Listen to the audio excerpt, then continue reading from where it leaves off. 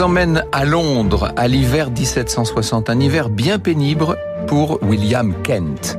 William Kent travaille comme usurier à Londres.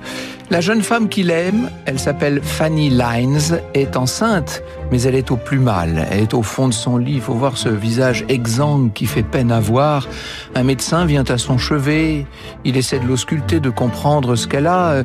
Alors il emploie des grands mots en grec, en latin. Il fait preuve apparemment d'une certaine expérience, mais rien de tout ça ne va pouvoir grand-chose pour la pauvre femme. Le mot terrible va bientôt être lâché. Le terme de petite vérole. Il devient évident que les heures de la pauvre Fanny sont comptées et le 2 février, après bien des souffrances, elle rend l'âme. Bon, jusque-là, c'est un drame domestique terrible, mais assez banal, disons-le, dans ce XVIIIe siècle où la petite vérole ne pardonne pas. Ce qui est moins habituel, c'est le contexte du décès, parce qu'il faut vous dire qu'un petit peu avant sa maladie, Fanny Lines a été tourmentée par un fantôme. Ah oui, qu'est-ce que vous voulez, on est en Angleterre, pays où les spectres font partie du patrimoine culturel, surtout quand vous allez vers le nord de la péninsule et que vous approchez de l'Écosse. Rappelez-vous de Macbeth, bien sûr, mais il faudrait citer aussi Hamlet, bref. Le fantôme de Fanny est un fantôme qui n'a rien de littéraire. Plusieurs personnes l'ont entendu, ce fantôme, et en ont été effrayées.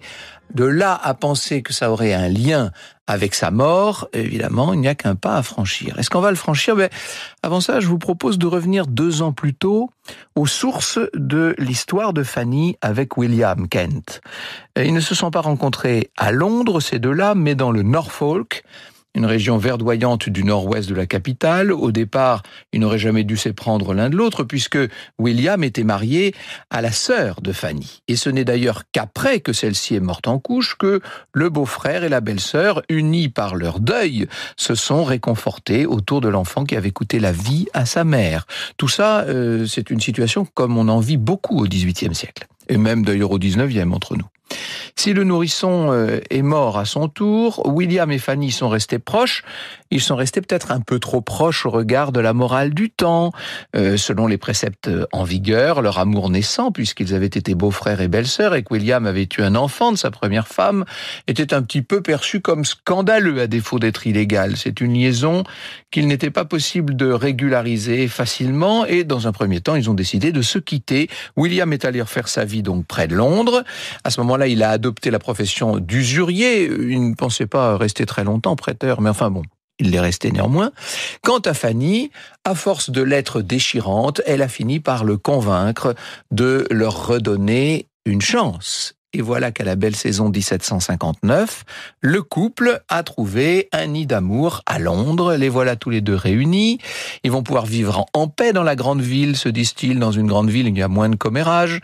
Enfin, c'est ce qu'ils pensent, parce que, comme le suggère Douglas Grant dans son ouvrage Le fantôme de Cock Lane, l'illégitimité de leur lien serait parvenue jusqu'aux oreilles de leur propriétaire, qui à ce moment-là aurait tenté une sorte de chantage. En effet, il avait contracté une dette auprès de William. Ah oui, vous savez, quand vous êtes usurier, vous n'avez pas beaucoup d'amis, ou en tout cas vous avez beaucoup d'ennemis. Et le propriétaire en question espérait bien effacer sa dette. Donc, le couple a dû déménager. Il a opté pour un autre appartement dans une maison de 3 étages à Cock Lane, et voilà le nom prononcé. On est là au milieu d'un quartier à l'ombre du dôme de la cathédrale Saint-Paul. Eh bien, c'est ici que la vie de nos personnages va changer à jamais, et elle va changer pas seulement parce que Fanny attend donc un enfant. Franck Ferrand sur Radio Classique.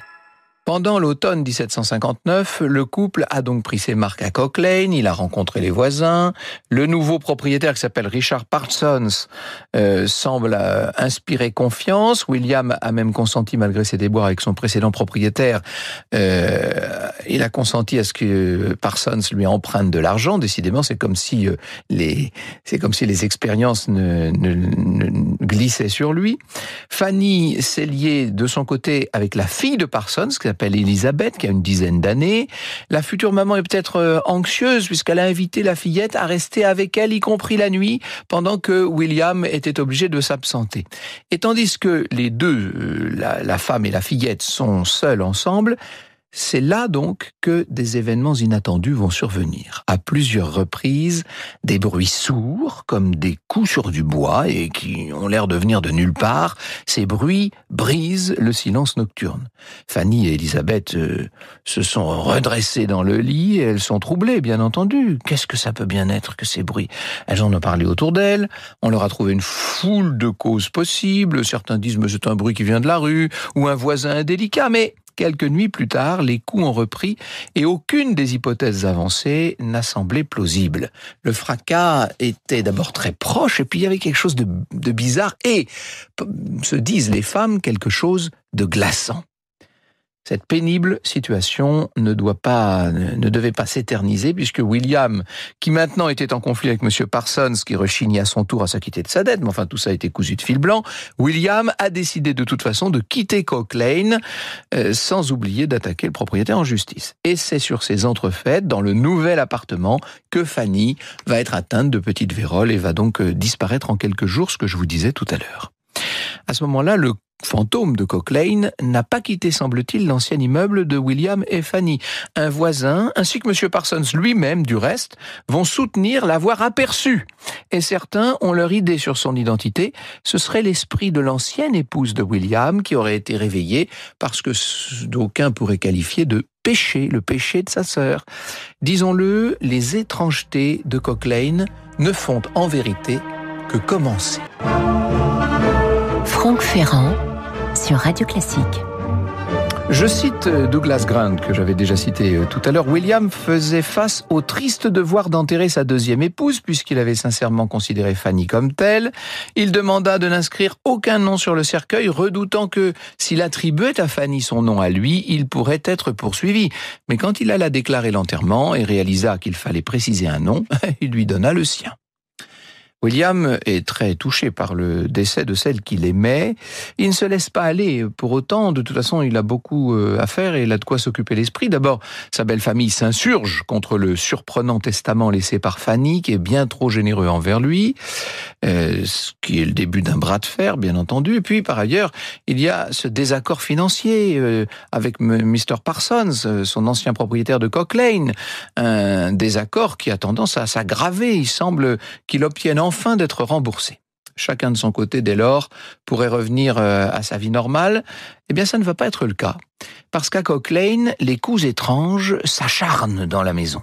Les Parsons, qui apparemment sont un peu démunis, en viennent à employer un charpentier pour examiner la structure de l'immeuble. On se dit qu'après tout, il y a peut-être quelque chose qui craque. Ça pourrait venir de là. Sauf que l'artisan inspecte toute la charpente, toute la structure de la maison. Il ne voit rien de suspect. Et on en revient donc à la thèse de départ. Il y aurait un spectre qui aurait pris possession des lieux. Dans un article sur l'affaire, Natasha Sheldon nous dit: Parsons décida de recourir à l'aide du révérend John Moore, un prédicateur local au penchant méthodiste. Même si beaucoup de personnes croyaient toujours aux fantômes, les méthodistes étaient très connus pour leur croyance dans le monde des esprits. Moore visita Cock Lane et convint que le lieu était bel et bien hanté.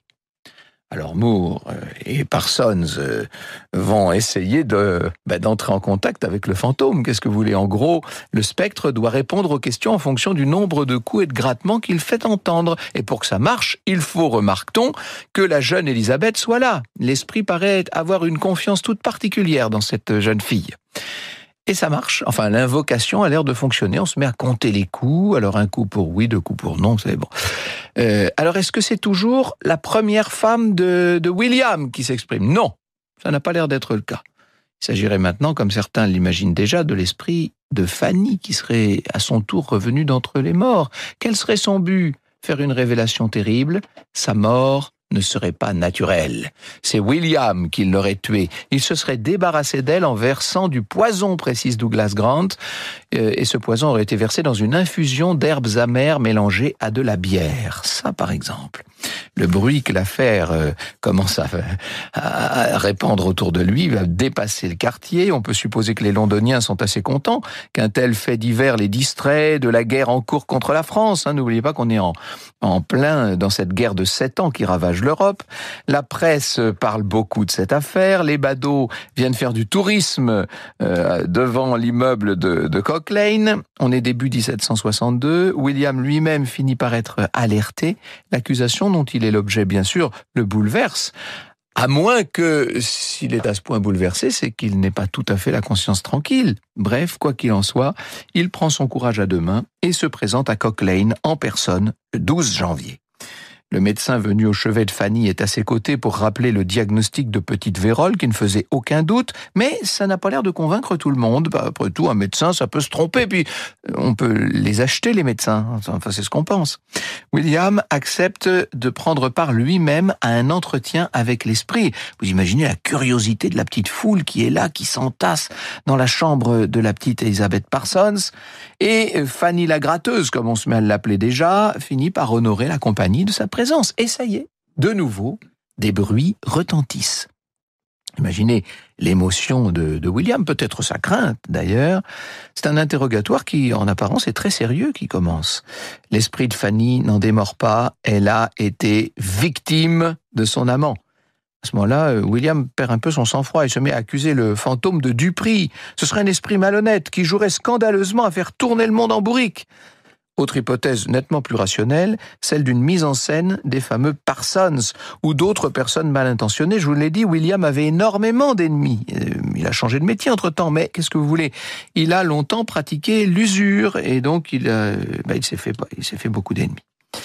Et je ne parle pas de son ex-belle-famille, toujours très en colère contre lui, bien sûr. Bref, l'affaire ne va pas s'arrêter là. Elle va d'autant moins s'arrêter que des personnalités éminentes maintenant s'y intéressent. On dit même que la famille royale d'Angleterre se passionne pour la question.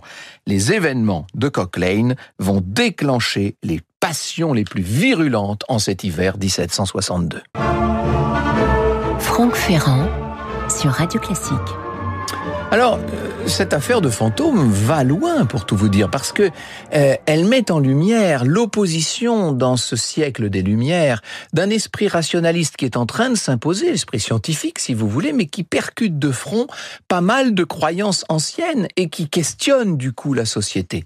À la fin du mois de janvier, le mystère de Fanny la gratteuse, comme l'appellent les articles de la presse de l'époque, ce mystère motive la création d'une commission d'enquête qui comprend des personnalités très éminentes, dont le grand lexicographe Samuel Johnson, figure du Londres littéraire, un homme de 52 ans qui n'est pas hostile à l'existence des esprits, mais qui, comme le souligne Douglas Grant, fait une claire distinction entre ce qui est et ce qui semble. Johnson et les enquêteurs se donnent vite rendez-vous autour du lit d'Elizabeth Parsons pour juger sur pièce des prodiges de l'esprit qui semblent s'être attachés à elle depuis maintenant 2 ans. Fanny, cette fois, ne se révèle que lorsque les membres de la commission sont absents de la chambre. Sinon, l'esprit refuse de parler, comme s'il était intimidé par la commission d'enquête. Alors, vous avouerez que les enquêteurs ont de quoi, dès lors, être sceptiques. Ils vont tenter une expérience. Ils se déplacent en pleine nuit dans le souterrain de l'église où Fanny est enterrée. L'esprit avait laissé entendre qu'il s'y manifesterait. Il faut imaginer ces hommes en perruquet, avec leurs lanternes, tout ce qu'il y a de plus sérieux, avec leurs cannes et leurs beaux habits, et qui sont là à interpeller une défunte dans l'espace vide et muet d'une crypte. Je cite Natasha Sheldon. Ils demandèrent à l'esprit de Fanny de se révéler, mais rien ne se passa. Il ne réagit pas plus à la présence de William Kent. Cela décida le pasteur Moore à dire que peut-être l'esprit n'était pas Fanny après tout, mais un imposteur malicieux. William demanda alors à Moore une déclaration écrite pour laver son nom. Mais le pasteur refusa, expliquant qu'il croyait toujours que l'esprit le hantait pour ses péchés passés. Franck Ferrand sur Radio Classique. En réalité, Johnson, comme d'autres depuis longtemps, a son idée de ce qui se passe. Puisque l'esprit ne se manifeste qu'en présence d'Elizabeth Parsons, il y aurait fort à parier que la fillette n'est pas aussi passive qu'elle le dit dans ce qui se passe. De nouveaux tests sont effectués à son sujet, et là, un fait étonne quand même. Il se trouve que si on empêche Elizabeth de cacher ses mains, d'un seul coup, il n'y a plus de bruit. L'esprit est pris de mutisme. Ah ah! Là, les choses commencent à se corser pour la jeune fille qui va finir par commettre une erreur. Elle est prise en flagrant délit de dissimulation sous ses draps, d'un objet en bois qui fait une dizaine de centimètres.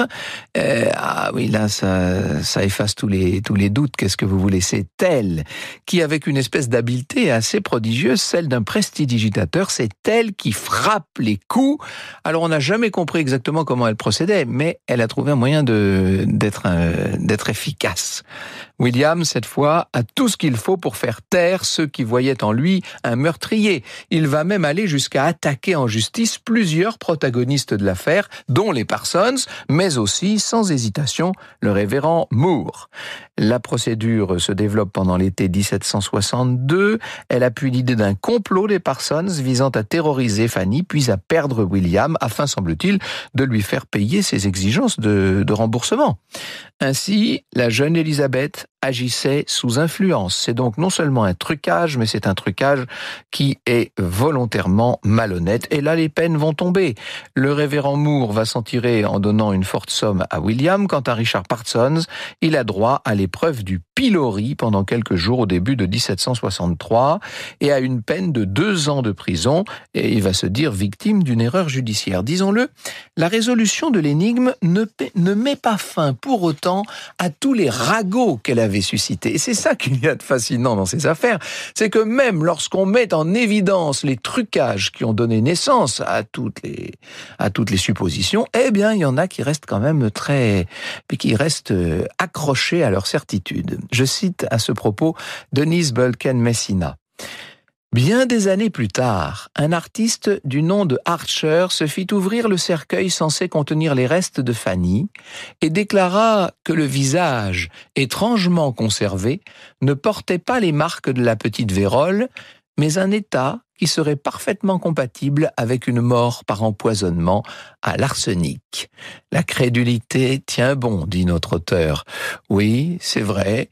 On peut se poser des questions, peut-être. Vous connaissez la formule. Il n'y a pas de fumée sans feu. Là, en l'occurrence, j'ai envie de dire qu'il y a parfois beaucoup de fumée sans aucun feu.